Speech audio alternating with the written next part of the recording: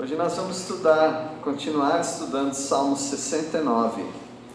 É um salmo muito extenso, então a gente está dividindo aqui. Salmo 69, estamos estudando a exatidão desse salmo em relação ao sofrimento de Jesus. Nós não sabemos tudo o que passou na mente, no coração de Jesus quando ele estava sofrendo, mas o salmo ele retrata exatamente as afrontas, as humilhações que Jesus suportou. Nós vimos isso dos versículos 1 até o versículo 12. Salmo 69. E agora nós vamos ver como esse salmo expressa exatamente o sentimento de Jesus diante do sofrimento. Eu digo exatamente porque a Bíblia está falando, e é um salmo messiânico, então refere-se a ele, mas nós não temos no Novo Testamento essas informações. Mas sendo que é um salmo que por 3 ou 4 vezes tem expressões exatamente como aparecem no Novo Testamento, então nós atribuímos a esse salmo essa categoria, salmo messiânico, salmo a respeito de Jesus. Então vamos estudar agora o sentimento de Jesus enquanto ele estava passando por sofrimento. O que você sente quando você está sofrendo? Não é uma pergunta fácil, porque existem vários tipos de sofrimento. Então as pessoas, a nossa mente, nosso físico reagem de maneira diferente diante das frustrações, diante das agonias que nós passamos. Nosso grupo, a gente está falando de algumas pessoas que sofrem com alguma fobia, né? algum medo irracional até, mas é a maneira como a alma, a mente responde a alguns sofrimentos, algumas apreensões. E agora nós vamos ver que Jesus também passou por coisas semelhantes. Mas ele não era Deus? Sim, ele nunca deixou de ser Deus, mas ele se limitou. Nós não entendemos exatamente como é isso, mas quando ele deixou a glória dele, ele decidiu se parecer muito conosco. Só que sem pecado, mas mesmo sem pecado, existem sofrimentos. Pecado pessoal, né? Porque se ele cai num mundo que está entregue a Satanás, é claro que ele ia sofrer as coisas que os seres humanos sofrem. Então ele sofreu sim a angústia da alma.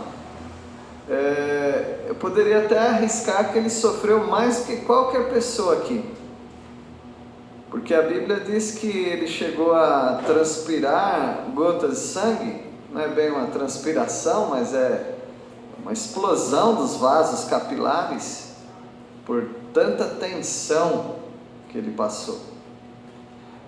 E lá em Hebreus fala que ele suportou coisas, passou pelas mesmas coisas que nós passamos, contudo sem pecado. Então você não é o único nesse mundo que sofre. Várias pessoas sofrem igual a você, mais do que você, e Pedro já nos alertou sobre isso. Sofrimentos tais como este estão por toda a fraternidade, no mundo inteiro. Hebreus diz que nós não lutamos até o sangue, por exemplo. Então ainda tem muito espaço para sofrer. Alguém fala, não vou aguentar, vou morrer de tanto trabalhar. Os judeus do campo de concentração estão morrendo agora com 98 anos, alguns com 100 anos, e eles sofreram muito. A partir do versículo 12, exatamente o sentimento de Jesus diante do sofrimento. Versículo, não 12, versículo 13. Alguém pode, eu vou fazer como a gente tem feito, um rodízio aqui de leitura. Vamos começar com a ala do meio. Tânia, pode ler? Versículo 13. Quanto a mim, porém, Senhor, faço a ti tempo favorável à minha oração. Responde-me, ó Deus, pela riqueza da tua graça, pela tua fidelidade em socorrer. Como ele confiava no Pai dele, como nós devemos ser como Jesus e como salmista também, confiando que no tempo favorável, o tempo que agradar a Deus, Ele vai nos socorrer. E nós precisamos orar, porque Ele é fiel em nos socorrer. Quando você estiver sofrendo muito, faça oração, ore, o Senhor vai socorrer. A Aline pode ler o versículo 14 agora. Tira-me do lamaçal, não me deixes atolar, seja eu livre dos que me odeiam e das profundezas das águas. Quando Jesus orou no Getsemane, ele estava bem angustiado, ele estava como que num lamaçal também de sofrimento, e ele, pode ser que ele orou algo semelhante a esse salmo. Versículo 15, Tiago. Não me arraste para a corrente das águas, nem me trave a voragem, nem se feche sobre mim a boca do poço. Então o salmista ele começa falando de água, de lamaçal, de afogamento, e ele volta com a mesma figura sufocante, não é? Agora ele se sente dentro de um poço, e o poço enchendo e ele lá dentro, então uma agonia. E às vezes é assim que a nossa alma se sente também, nessa agonia. No versículo 16, nós lembramos de Jesus no Getsemane pedindo a graça do Senhor, pedindo que Deus passasse aquele cálice. Cálice é um símbolo de sofrimento. E o Senhor respondeu para ele, segundo a vontade do Pai. Versículo 16, irmão João Mendes. Responde-me, Senhor, pois compassiva é a tua graça. Volta-te para mim, segundo a riqueza das tuas misericórdias. O apóstolo Paulo sofreu uma angústia semelhante a de Jesus, e ele orou também para que Deus tirasse dele aquele incômodo. E ele entendeu que a resposta de Deus foi: a minha graça te basta. Então o poder de Deus vai se aperfeiçoar no sofrimento que nós estivermos passando também. Dona Zenita vai ler o versículo 17, por favor. Não escondas o rosto ao teu servo, pois estou atribulado. Responde-me depressa. Uma vez alguém perguntou, mas se a ansiedade é pecado, por que Jesus estava ansioso?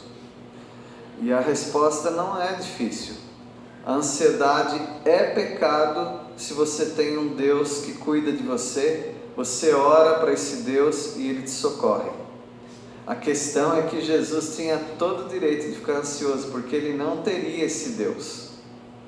Quando Ele estivesse na cruz, Ele ia clamar para que Deus não o abandonasse. E o que Deus ia fazer? Deus ia abandoná-lo. Então, se você estiver na mesma situação de Jesus, então a ansiedade não é pecado. Mas você nunca vai estar numa situação igual a de Jesus, porque Jesus falou que Ele estaria conosco todos os dias da nossa vida. E talvez nós podemos pensar também isso, né? Que quando o Pai fala assim para umas três vezes, na verdade, nos Evangelhos: este é meu Filho amado, em quem tenho prazer. Ele não falou que Ele deixaria Jesus por algumas horas. Então, Deus, o Pai, acompanhou Jesus em todo o ministério. Porém, em algumas horas, Ele abandonou o Filho. E foi assim, do agrado de Deus, porque maldito todo aquele que for pendurado no madeiro. Então Jesus foi um maldito naquele momento que Ele estava na cruz, e Ele foi abandonado pelo Pai. Ele foi atendido depois, mas Ele foi abandonado sem dúvida nenhuma, porque senão Ele não oraria como o Salmo 22 nos ensina, e nós vemos também no Evangelho: Deus meu, por que me desamparaste? Esse foi o grito de agonia de Jesus, né? Então ele ora aqui: não escondas o teu rosto ao teu servo, estou atribulado. No versículo 18, a vitória de Jesus, a resposta de Jesus viria na ressurreição. Versículo 18.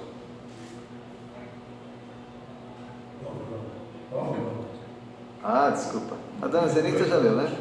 O João, qualquer João aí. João Melo, pastor João Melo. Aproxima-te e resgata-me, livra-me por causa dos meus inimigos. Quando foi que o Senhor aproximou e redimiu e resgatou o Senhor Jesus? Foi na ressurreição. Aí ele foi resgatado, aí a prece de Jesus foi totalmente atendida, depois que ele passou por todo aquele sofrimento. Também o versículo 19, irmão Zé de Paula. Conheces a minha afronta, a minha vergonha e o meu vexame. Todos os meus adversários estão à tua vista. O Senhor Jesus na cruz, ele passou muita vergonha. Ele estava todo esfolado, todo machucado. Ele estava com pouquíssima roupa. A mãe dele estava ali vendo todo aquele espetáculo horrível. As pessoas que o acusavam estavam ali duvidando de que ele fosse protegido por Deus, duvidavam até que ele era o Filho de Deus. Os dois ladrões, não fica defendendo um não, tá? Os dois ladrões na cruz estavam zombando de Jesus, desafiando a divindade dele, senão não estaria pendurado naquela cruz, né? É o que eles diziam. Então foram muito vexame, muita vergonha que Jesus passou, e dessa maneira nós sentimos um pouco com Jesus que ele necessitava de uma vitória, e a gente não pode dizer foram apenas 3 horas. Não, aquilo foi uma eternidade para qualquer pessoa passar por aquilo. E sendo o próprio Deus, era a primeira vez em toda a eternidade que Deus se sentia assim. Nunca o Senhor se sentiu assim. Ele experimentou um sofrimento que ele nunca teve. Nós podemos dizer que de certa maneira, apenas certa maneira, Deus se compadece, Deus sofre, Deus chora, mas daquele jeito Deus nunca passou, Deus nunca teve aquela experiência. E em Jesus Cristo, o próprio Deus, né? Toda a Trindade estava passando por aquilo. Nós não temos que valorizar a crucificação mais do que já é, tá bom? Eu vou explicar para os irmãos. A crucificação de Jesus, ela foi o maior sofrimento que alguém poderia ter. Por quê? Ele era sem pecado, ele nunca passou por sofrimento, porque ele é o próprio Deus, então ele não merecia aquilo. Isso já é suficiente para nós falarmos que foi muito amor despejado na cruz. Agora, não tente fazer como o Mel Gibson fez no filme dele, A Paixão de Cristo. Supervalorizou o sofrimento. Talvez ele fez derramar mais sangue do que realmente foi derramado. Teve pessoas que sofreram na cruz fisicamente mais do que Jesus. Tem pessoas que ficaram na cruz 5 dias pendurados ali, 7 dias. E que era comum pessoas ficarem agonizando ali por vários dias. E Jesus foi apenas por 3 horas. Alguns dizem até 6 horas, mas eu prefiro ser mais conservador aí e dizer que foi do meio-dia às 3 da tarde. Então, meus irmãos, não é a quantidade de sangue, não é o tamanho da perfuração na pele, não é essa questão propriamente. A questão é: Deus sofreu tudo isso sendo inocente. E ele sofreu mais ainda, não apenas sendo inocente, mas sofreu por toda a humanidade. Então essa é a riqueza da crucificação. No versículo 20 agora, Jesus foi fisicamente maltratado para nos redimir. Versículo 20, alguém pode ler? O próprio partiu-lhe o coração e desfaleci. Esperei por piedade, mas debalde, por consoladores e não os achei. Então o opróbrio, quer dizer, a vergonha, a maldição partiu o coração do Senhor Jesus na cruz. E ele esperava por alguma piedade. Ele esperava por um gole de água, deram fel, deram vinagre numa esponja. Ele esperava algum alívio, né? Mas ele não teve consoladores. Não teve ninguém lá que estava tentando consolar a Jesus. Ele não achou isso na cruz. E foi do agrado do Pai moê-lo. Não é assim que diz em Isaías 53? Foi do agrado de Deus moê-lo. Porque se não fosse dessa maneira, nós não teríamos a redenção dos nossos pecados. Eram os nossos pecados que estavam cravados na cruz com Cristo Jesus. Versículo 21, Idene, pode ler? Por alimento me deram fel, e na minha sede me deram a beber vinagre. Então o Senhor Jesus gritou: tenho sede. Uma vez deram fel e ele não aceitou, porque o fel tem um elemento químico aí entorpecente. E Jesus não queria ficar anestesiado na cruz.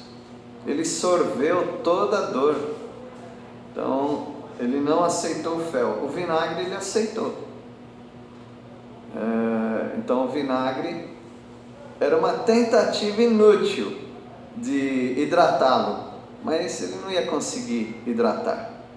Ali era só, nos nossos dias, teria que tirá-lo da cruz antes de ele morrer e colocar soro na veia dele, porque água, bebendo, ele não ia hidratar mais, só na veia mesmo. Mas o Senhor Jesus já sabia disso. Ele sabia que ele ia sofrer todo o tempo, e ele fez isso por mim e por você. Então esse é um pouquinho do sentimento que Jesus teve naquela cruz. Vamos avançar mais um pouquinho. Exatamente a entrega de Jesus diante de Judas e dos pecadores de modo geral, né? O Senhor Jesus sofreu muito e sofreu traição também pelo seu irmão, né, de colegiado apostólico lá, dos seguidores dele, discípulos dele. Versículo 22, Dene, leu, Joãozinho? Que o jantar deles seja isca de armadilha e que eles sejam capturados, que seus melhores amigos sejam caçadores dispostos a esfolá-los vivos. Parecia outro versículo, Joãozinho. Mas é essa a ideia mesmo, que essas pessoas que traíram, que elas sofram as consequências. O Senhor Jesus nunca teve oração imprecatória, viu? Nunca teve. Esse aqui faz parte do Antigo Testamento, do Salmo. Imprecação quer dizer desejar a maldição, uma oração que deseja a maldição. Mas mesmo que Jesus não tenha orado assim, a oração do salmista em Jesus foi respondida, porque a pessoa que armou a armadilha para ele, você já sabe qual foi o fim, né? Qual foi o final de Judas? Não apenas a morte, o suicídio dele, mas a agonia que Judas passou. Ele queria se livrar de qualquer maneira daquelas moedas, como se aquilo trouxesse algum alívio para ele. Mas nem isso ele conseguiu, porque os que fecharam o contrato com ele não aceitaram de volta o dinheiro. Jonas, versículo 23. Obscureçam-se-lhes os olhos para que não vejam, fazem que sempre desvacile os dorsos. Então aconteceu isso com Judas, essa oração do salmista, né? Acabou se cumprindo em Judas. Versículo 24, Val, pode ler? Derrama sobre eles a tua indignação e prenda-os o ardor da tua ira. Então que os inimigos sejam alcançados porque fizeram o salmista sofrer. O salmista orava assim, ele pensava que ele estava orando que o propósito do salmo era ele, né? Mas o propósito do salmo era muito mais do que ele, era a pessoa de Jesus. E Jesus foi traído por Judas, e Judas foi desqualificado. Por isso que Judas foi substituído.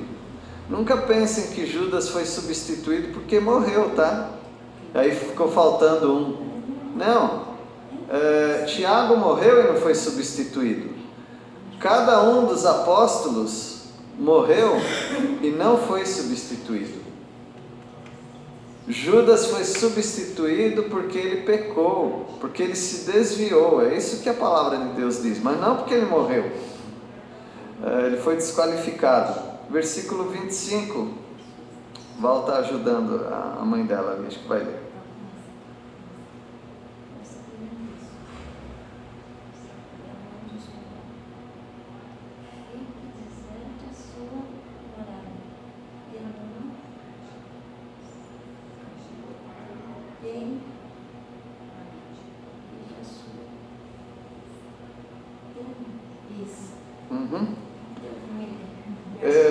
Esse versículo é lido na escolha do próximo, quem ia substituir o Judas. Fique deserta a sua morada, ou seja, ficou uma vaga entre os discípulos, porque Judas se desviou.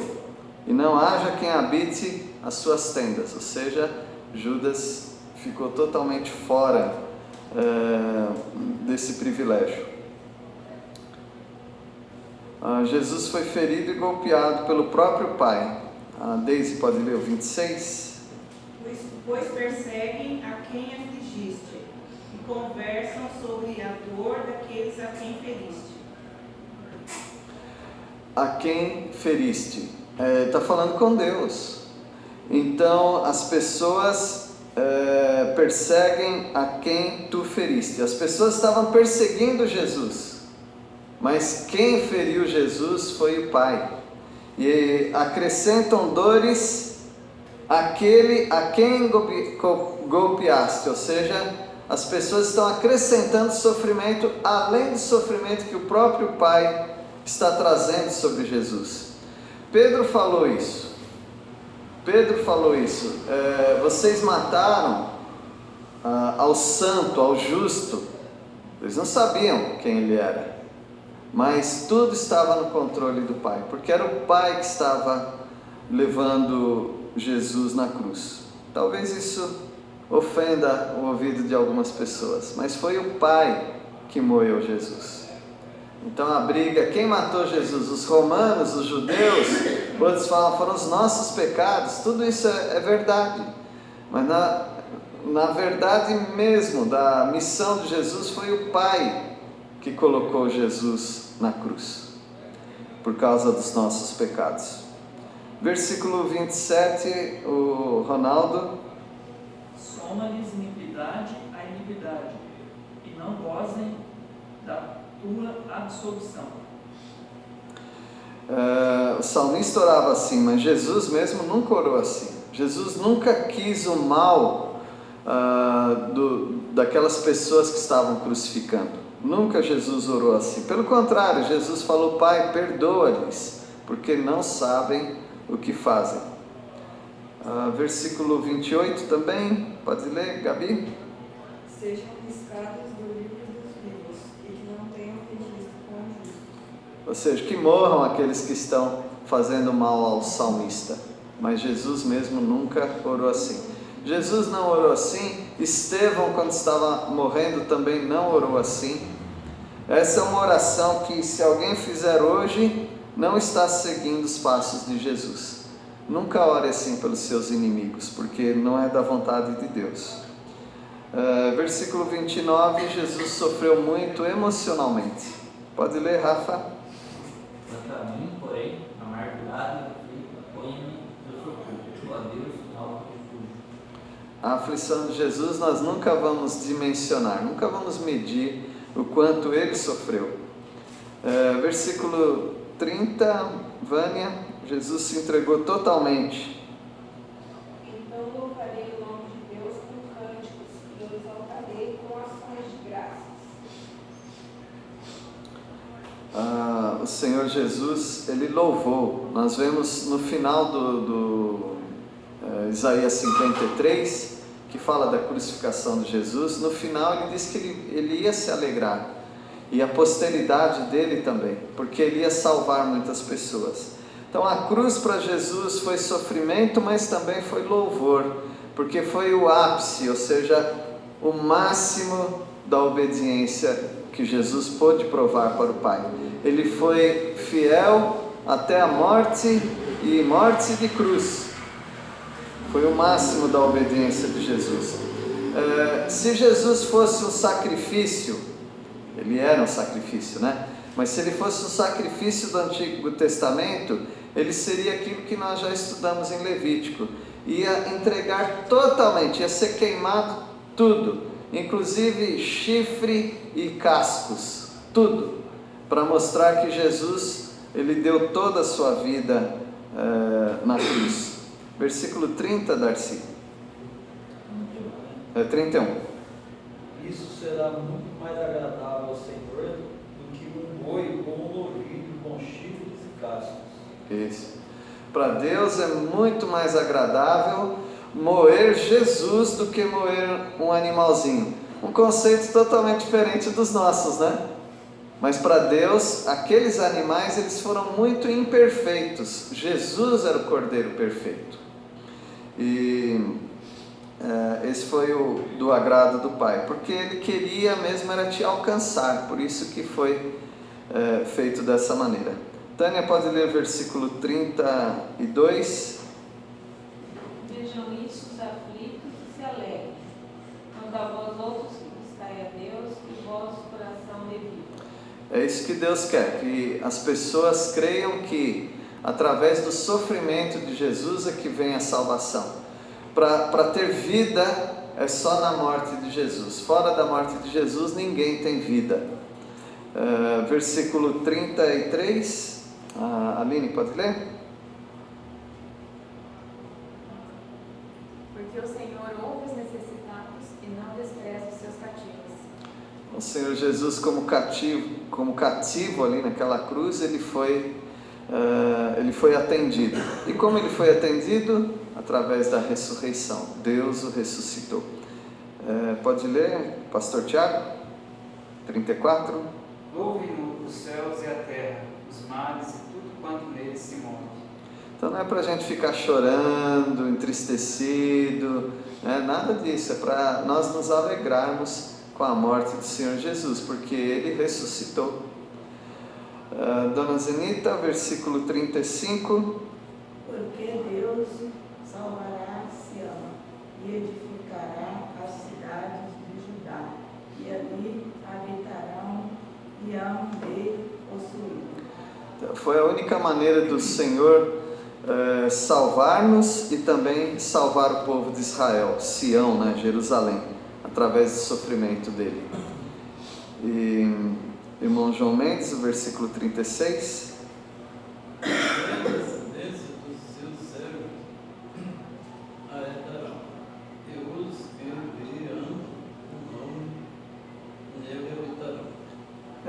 Igualzinho o final de Isaías 53, a descendência herdando essa salvação em Cristo Jesus, graças ao sofrimento dele. Então nós louvamos a Deus pela morte de Cristo Jesus.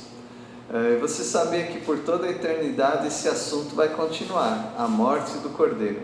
Nós vemos isso em Apocalipse. Deus abençoe os irmãos. Alegrem-se nessa salvação gratuita. Vamos orar. Deus, nós louvamos ao Senhor pela salvação que temos no Teu Filho amado Jesus. Foi bastante sofrimento, nós sabemos, mas comparando com o peso da glória que nós temos, é muito grande. Nós estamos gratos a Deus por isso. E o Senhor quer que relembremos essa morte. Inclusive, o Senhor deixou a ceia do Senhor para nós sempre tocarmos nesse assunto. Muito obrigado, Pai. Nós agradecemos em nome do Teu Filho amado Jesus. Amém.